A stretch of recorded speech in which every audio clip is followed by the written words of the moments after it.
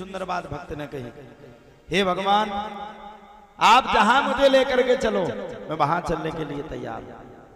और अगर यही भाव हमारे जीवन के अंदर आ गया, देखो ये बात तो निश्चित है, अंत में आपका कोई भी व्यक्ति साथ देने वाला नहीं है। जब आपके जीवन का अंतिम समय आ गया,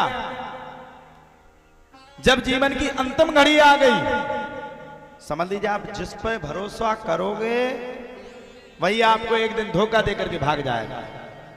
अंत में कोई किसी का अंततोगत्वा तक साथ नहीं देगा। ये जीवन का कड़वा सत्य है। और एक बात और ध्यान रखना, आप लोग बताइए, मरने के बाद क्या हमें पता है कि पिछला जन्म हमारा कौन सा है? किसी को पता है? या ये पता है कि पिछले जन्म में हम कितनी प्रॉपर्टी रख करके चले आए? या हमें ये पता है कि पिछले जन्म में हमारे पास कितना पैसा था? चाहे वो पैसा हो, चाहे वो माल हो, चाहे वो खजाना हो, चाहे वो पत्नी हो, चाहे वो पुत्र हो, चाहे वो परिवार हो, सबको छोड़ करके आपको पृथ्वी लोक में ही छोड़ करके भगवान के यहां जाना पड़ेगा।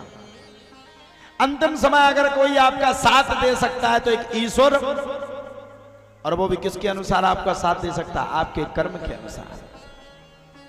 आपने क्या कर्म किया?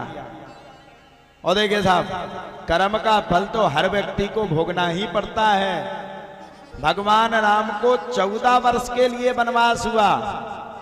कई लोग आते, गुरुजी हम 1 करोड़ के कर्ज में हैं। आप तो फिर भी सहनशील हो, भगवान का भजन करते हो तो जानते हो। कई लोग आते, गुरुजी हम 1 करोड़ के कर्ज में, कितनी पेशी करना? हमने कहा 21 पेशी। हाँ ठीक है गुरुजी हम कर लेंगे। 21 पेशी हो गई। एक व्यक्ति आता, गुरुजी, एक ने हमसे कहा हमें नहीं बताया कि हम इतने कर्ज में हैं। आकर के हमसे कहता, गुरुजी हम 21 मंगलवार आपके धाम पे आए, हमें कोई फायदा नहीं मिला। हमने भी दिमाग लगाया, अपना भाई लगाया, दादा गुरु से पूछा, दादा गुरु चक्कर क्या है, इसको फायदा क्यों नहीं मिला? दादा गुरु बोले, भैया इसने 11 करोड़ का कर्ज ले रखा है और कहता है 11 करोड़ का कर्ज हनुमान जी हमारा दूर करवा देंगे। ये भी बात बिल्कुल सत्य है। सुख और दुख ये आपके पटरी पर लिखे हुए हैं, और सुख और दुख ये निश्चित है। समय के अनुसार आपको सुख एवं दुख को भोगना पड़ेगा। अनिश्चित बात नहीं है, ये बात निश्चित है। आज नहीं तो कल आपको सुख और दुख को भोगना पड़ेगा।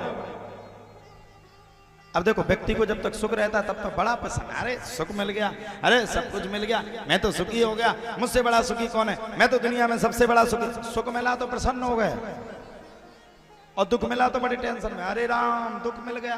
ध्यान रखना, जिस प्रकार से आपने सुख को हर्षपूर्वक पल के साथ बिताया, उसी प्रकार से आपको दुख को भी हर्ष के पूर्वक से बल से निभाना चाहिए, बल बुद्धि से काम लेना चाहिए।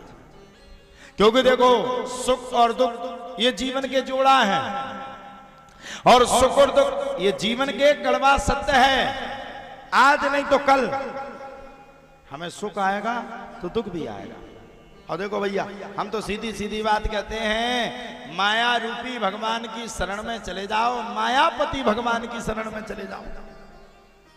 दुनिया की माया तुम्हें छुएगी ही नहीं, पाएगी ही नहीं।